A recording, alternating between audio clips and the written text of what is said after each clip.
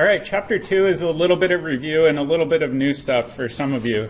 The first thing we got to start off with, though, is molecular representations, and I think a lot of you have seen this in your other chemistry courses, but I did want to review some of it. There's a few different ways of expressing a compound. The first and simplest is the molecular formula.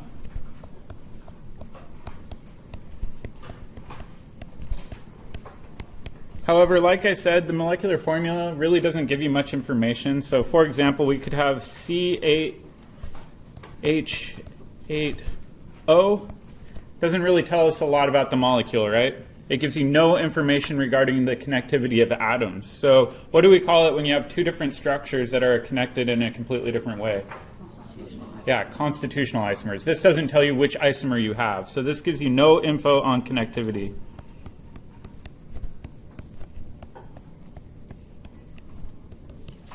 Really, the only useful feature of a molecular formula is it makes determining molecular weight a lot easier, right? You don't have to go through and figure out everything step by step. You can just say, well, I've got 8 carbons, each carbon weighs 12 AMUs, and go on from there.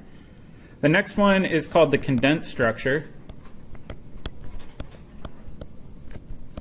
And condensed gives you more information. So for example, you may have 2 CH3 groups. Does anybody remember what a CH3 is called? A methyl group. So it might have 2 methyl groups coming off of a carbon, so I'll do the carbon next.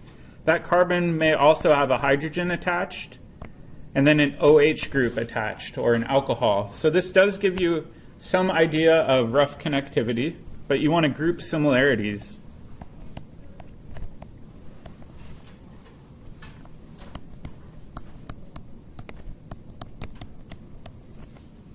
And this one does give connectivity.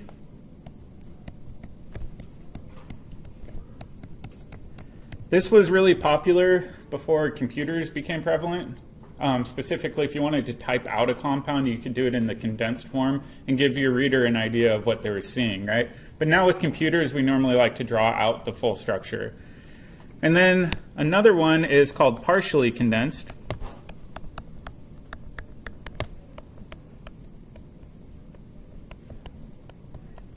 And with partially condensed, you actually show some of the layout of the molecule. So for example, we'll do one methyl group here attached to a carbon. We'll do another methyl group here. We'll have a hydrogen there, and then an OH up here. So can you see how that's the same as the condensed structure? It's a little bit weird seeing condensed structure comparing it to the partially condensed, but they're laid out roughly the same way. And oftentimes with the partially condensed structure, you might see abbreviated functional groups.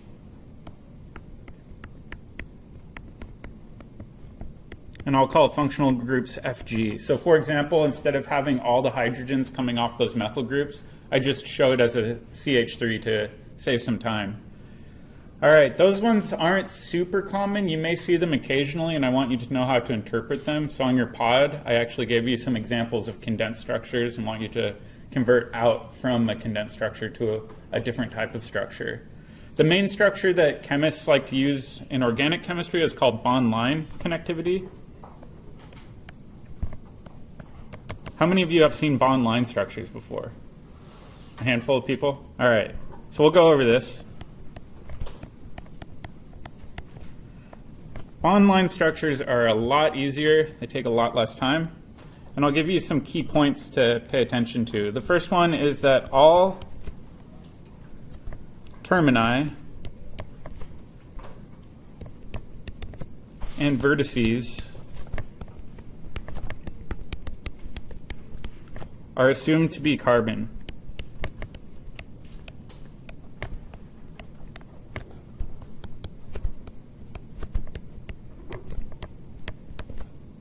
Unless otherwise labeled.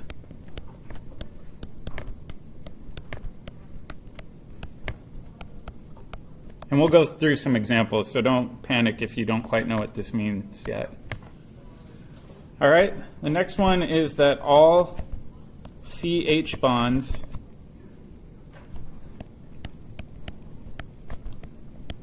are assumed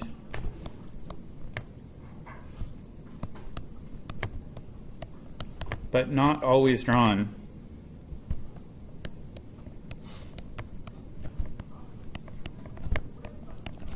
There are so many carbon-hydrogen bonds in organic chemistry, it takes a long time to draw them out, so quite often organic chemists don't even bother drawing them. And then the last one, I'm going to write it down, but I don't want you to follow it, is that lone pairs are also assumed.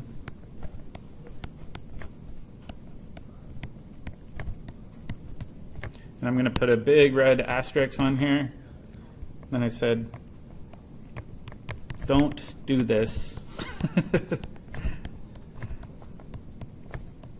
Draw them out for now. Why is it important for you to draw out those lone pairs? What does it help you determine? Helps you determine hybridization, it helps you determine charge, helps you determine all of those things that are really important. So until we get a little bit further into the year when I know you're quite comfortable with those things, practice drawing all of your lone pairs. So I'll show you an example of all of these in action. First one we'll do is acetone. Acetone is a cleaning solvent. And it might be drawn like this. And so this would be its bond line structure. And what we want to do is convert this into a structure like the partially condensed structure. So first thing we need to do is to determine how many carbons there are in acetone. What do you guys think? 3, right? So we've got 2 termini. That means the end of a line. And then we've got 1 bend in the line, which is right here. So that's also an assumed carbon in the center. So this is often referred to as a zigzag bond line notation, right? So every time you have a zig or a zag, there's an assumed carbon, and each end of a line is an assumed carbon. All right, so we've got a carbon here, we've got a carbon here, and we've got a carbon here. All right, let's focus just on that left carbon. How many hydrogens must be on that carbon? 3. Carbon likes to form 4 bonds, and it's got 1 bond to carbon already, so I'll draw 3 right there. Same for the one on the right-hand side, so we'll fill that in. And then the carbon in the center, we already have a double bond to oxygen, so we know that that carbon's got a full octet of electrons. Now let's focus on the oxygen. How many lone pairs should be on it if it's neutral? 2 sets of lone pairs. So we can draw it in the bond line notation a heck of a lot quicker than we can by drawing every single atom, right? There are a few tips I want you guys to follow when you're doing this.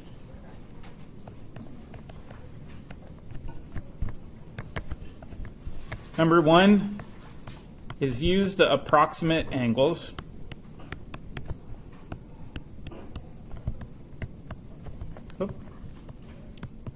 So for example, quite often I'll see a student say, all right, you're showing acetone this way. Why can't I show acetone this way? Right? It looks like a little acetone doing a jumping jack. The reality is this should be 120 degrees, right? Because that central carbon's sp2 hybridized. It shouldn't be that wide. That's over 180 degrees. That looks kind of stupid. So we're just going to put a line through this and say, please don't draw it like that. You want to have angles of approximately 120 for sp2 hybridized carbons. The next one is that you need to use dashes and wedges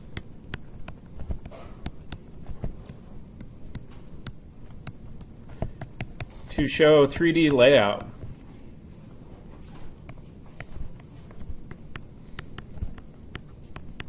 And I'll put if needed. Why didn't I use dashes or wedges for the example above, though? It's trigonal planar, right? It's already planar, so we don't have to have any three-dimensionality to it. But there are some situations, like if you have an sp3 hybridized atom, where you do want to show dimensionality. So I'll show you guys some examples of that, but let's first do our next tip. Next one is always include formal charge.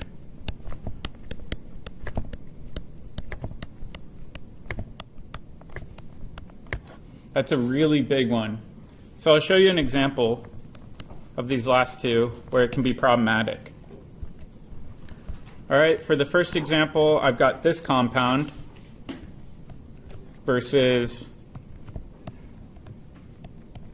this compound over here. They look identical, right? The one on the right has a positive charge on that central carbon, the one on the left doesn't. All right, let's try to deconstruct these into their actual partially condensed structure, and let's try to use dashes or wedges if needed too. So I'm going to redraw these using my blue pen. But before we do that, let's focus on those central carbons. So for example, we've got a central carbon right here. What's the hybridization? Is it sp2 or is it sp3? sp3. Why is it sp3 and not sp2? There's an assumed hydrogen on there, right? No, it's a lone pair. I didn't draw a lone pair. If it were a lone pair, it would be a negative charge, right? So in this case, it would have to be an assumed hydrogen on there. So in this case, this is sp3. And let's actually draw this so that we have a rough idea of what's going on. So I know I've got the central carbon. Whoop.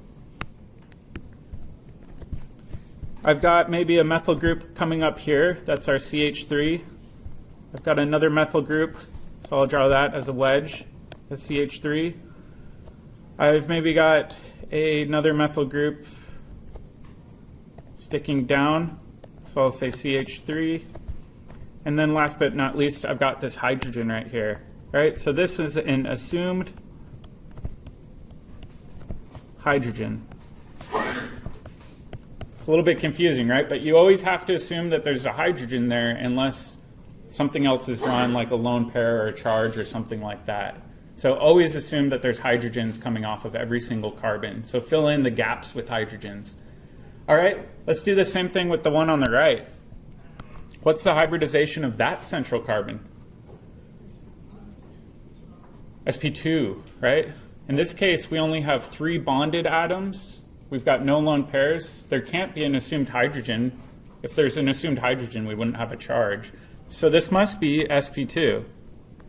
So again, let's draw this out. And then what geometry should that carbon have now? Trigonal planar, absolutely. So if we look at this, we've got a central carbon. We've got a methyl group coming out here. We've got a methyl group kind of sticking back. Methyl group like this. That's a wedge. And then for extra credit points, what's that orbital? A p orbital, right? So it's empty, right? There's no electrons in here, so this is an empty p orbital. And oftentimes I'll just draw a positive charge in there to indicate that there's no electrons occupying that orbital. And this carbon is trigonal planar, where the one on the left is tetrahedral, right? So it's really important to draw those formal charges. If you misplace a formal charge, it completely changes the nature of a molecule. So I am incredibly nitpicky with charges. That's the #1 complaint I get from students is they're like, you keep on marking me off points on charges on exams. It's like, yeah, because it's really important. If you forget a charge, these molecules are nothing alike. So be very, very careful to draw all of those charges. Does that make sense? So this one was tetrahedral. And this one was trigonal planar. All right, and then I'll show you the last tip too about lone pairs.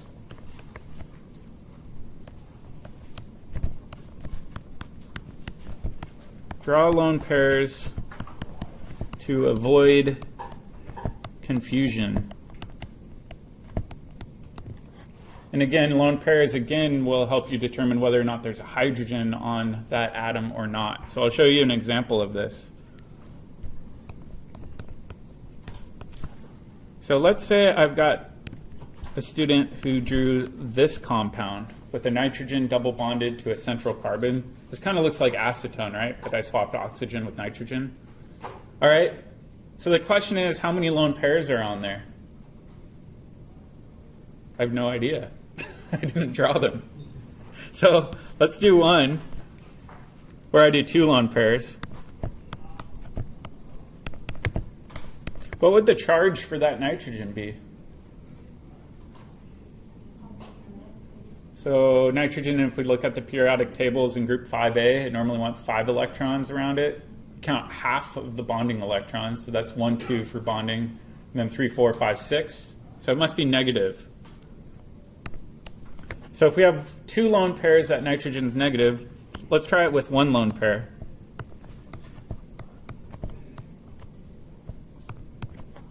What would the charge be for that nitrogen? Positive, right? So lone pairs help to determine charge.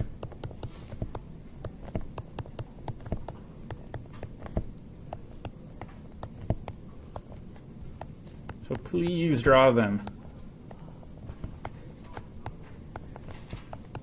It helps a lot both for you and for me. So let's try a few different examples. And what I'm going to do is I'm going to draw a partially condensed structure, and I want you to convert it into bond line notation. And then I think on your pod, I gave you partially condensed, and I wanted you to do bond lines, so this is some good practice for that.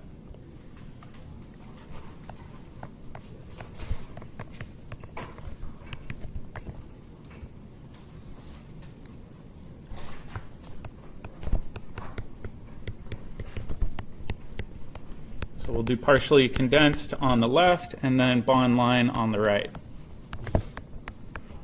Okay, so the first one, I've got carbon over here with 3 hydrogens. Got a carbon, it's triple bonded to a carbon, and I've got a hydrogen right here. So do the bond line on the right, and then I'll do another one over here, slightly different.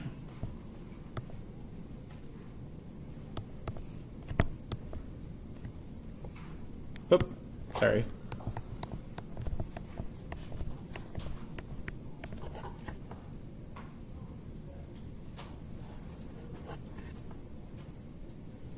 So I'll do partially condensed or condensed.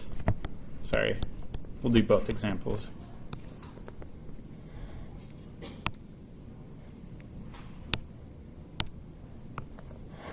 Once you think you got it, check with your neighbor too.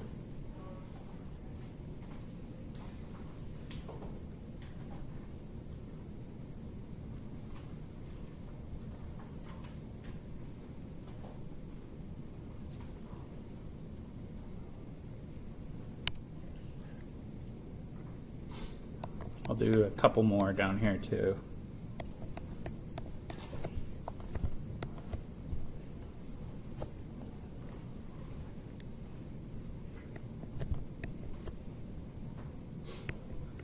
Well, this one I'll try to make super challenging because I think it's kind of funny. There we go. A lot of carbons in there. Who thinks they got the first one? Okay. Let's try doing this together as a group. I really like color coding these. So what I'm going to do is I'm going to label this carbon red. I'm going to label this carbon blue. We'll do this one green over here. So we must have a line here. And then this carbon, I'm going to just do a red dot right there. Do I want to draw the hydrogens? No, we don't want to include that. All right, this carbon right here must be blue. All right, we must have a triple bond to a green carbon. Does that look right? What's wrong with it? It should be linear, right? That looks funny. So please try to get the bond angles approximately, right? So we'll do it like that. And then we've got a green carbon right there. All right. You can tell the green carbon must have a hydrogen. I don't have it drawn because it's in bond line formation. And that red carbon must have 3 hydrogens, but I'm not showing them because we're using bond line notation. The blue carbon in the middle can't have any hydrogens because it already has 4 bonds. So anytime you see a carbon with 4 bonds, it doesn't have any hydrogens. However, if it doesn't have 4 bonds, you have to assume that there's enough hydrogen to fill all 4 bonds. All right, let's do the next one. Same sort of thing. In a color code, red, blue, green, and then purple. All right, so this red carbon must be bonded to this blue carbon. So I'm going to draw a red carbon on the left, blue carbon right here. All right, what sort of bond do you think that must be? Think it's going to be a double or a triple bond? Let's think about it this way, right? The red carbon is bonded to one hydrogen. That means that there's 3 other bonds left over. That means that that bond between the red and the blue must actually be a triple bond. So I'm going to go ahead and draw that as a triple bond. All right, now we've got the blue connected to the green. So I'll draw that here. And then we've got the green connected to the purple. So I'm going to fill in this green. I'm going to fill in the purple. We know that the blue to green can't be a double bond. Why not? Yeah, it would violate the octet of that blue one. All right, what about between the green and the purple? Must be another triple bond, right, to fulfill the octet. So I'll go ahead and draw this like that. Does that make sense? We know we have assumed hydrogens coming off the red and the purple one. However, we don't draw them because we're using bond line notation. All right, now the beast on the bottom. Let's take our time with this one. I'm going to take a look at this as a red one and this as a blue one. All right, so we've got a red and a blue. That's our ethyl group. It's 2 carbons long. However, we actually have 3 of them, so I just stacked them all on top of one another. So I'm going to say red, red, blue, blue. Okay. Now what we need to do is we need to connect them to the next atom. So I'm going to call this one carbon green. Oop, let me clean this up. So we've got these 3 groups coming off of that green carbon. All right, next one we've got a purple over here. So I'm going to draw a purple dot right here. We must have a line connecting them, at least one line. Do you think it's going to be a double or triple bond or anything between the green and the purple? No, because it already has 3 bonds. It can only have 1 more. All right, let's go ahead and change colors a little bit. And I'll do this one as orange. So we'll connect these 2. All right, so purple to orange. What do you think that must be? The purple one has no hydrogens attached onto it. That's another key hint. Has to be a triple bond, right? Because we know it must be a single bond between the green and the purple. So I'll go ahead and draw this as a triple bond. All right, and then let's do another color. Let's do, I don't know, let's do light green here. So we've got a light green over here. We've got a bond connecting that orange to the green. Let me fill in this orange really quick. All right, if we look at that green one, there must be 2 hydrogens coming off of it. We're not going to show that. But we do want to do a zag to our oxygen. And because that's not a carbon, we actually do want to show the hydrogen coming off of it. So now we've got all of our carbons accounted for. I've color-coded them. We said that this light green one over here must have 2 hydrogens. And then those ethyl groups must have some hydrogens coming off of them as well. So it does get a little confusing converting back and forth. Pens are a really good way, or colored pens are a really good way of keeping track of everything. All right, before we leave though, I'll show you my ultimate pet peeve.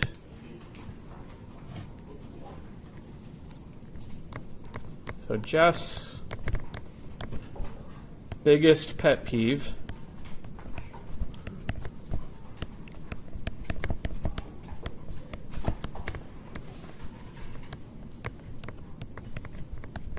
Never, ever draw a carbon with 5 bonds.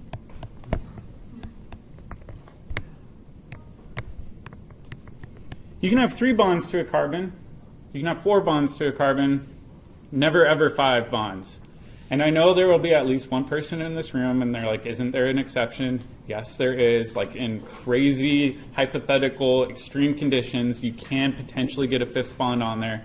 But for our class, I never want to see this. Does anybody know what this is called?